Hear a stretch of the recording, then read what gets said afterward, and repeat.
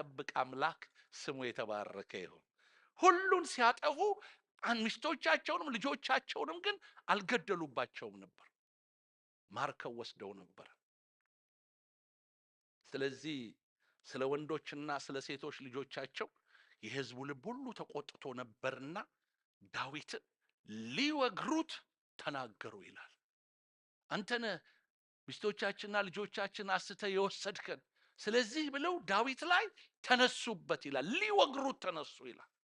የምትመሩት ሕዝብ፣ የምታገለግሉት ሕዝብ፣ የተቆረሳችሁለት ሕዝብ ሊወግራችሁ ሲነሳ ቀላል ነገር አይደለም። ሳምሶን ትዝ ይላቸዋል።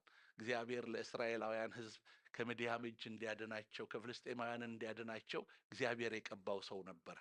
ነገር ግን ፍልስጤማውያኖችን ያላቸውን ነገር ባጠፋ ጊዜ ወደ ሕዝቡ መጥተው ሳምሶን እንዳደረገብን ልናደርግበት ነውና አምጡልን ሲሏቸው ሳምሶን ጋር ሄደው ፍልስጤማውያን ጌቶቻችን እንደሆኑ አታውቅም እንዴ?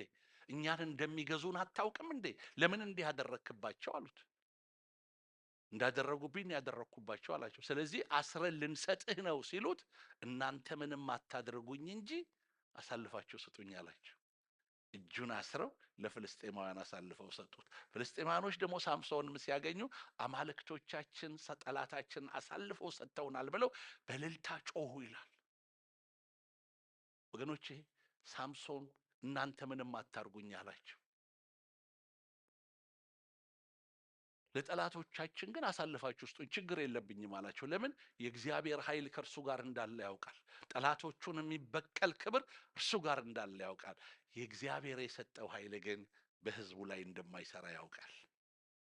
ወገኖቼ የሚያገለግላቸው ከዕዳ ከተለያየ ነገር ነፃ አውጥቶ ያሰለፋቸው ወታደሮቹ ዳዊትን ሊወግሩት ተናገሩ ይላል።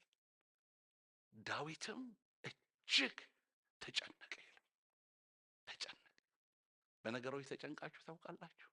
በሁኔታዎች ተጨንቃችሁ ታውቃላችሁ? ግራ ተጋብታችሁ ታውቃላችሁ?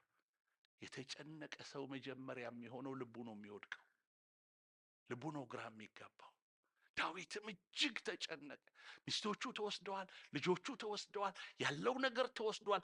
ምንም የቀረው ነገር የለም። ሕዝቡ ላይ የደረሰው ነገር ሁሉ ዳዊት ላይ ደርሷል። ሕዝቡ ሊወግሩት ስለተናገሩ ዳዊት እጅግ ተጨነቀ ካለ በኋላ ዳዊት እጅግ ተጨነቀ። ዳዊት ግን በአምላኩ በእግዚአብሔር ልቡን አበረታ ይላል። ሃሌሉያ። የሚያስጨንቅ ነገር ሰምታችኋል? ግራ የሚያጋባ ነገር ገጥሟችኋል? ነገሮች እንዳልጠበቃችኋቸው ሆነዋል? የሰራዊት ጌታ እግዚአብሔር እንዲህ ነው የሚላችሁ፣ ልባችሁን በእኔ አበርቱ። ከእግዚአብሔር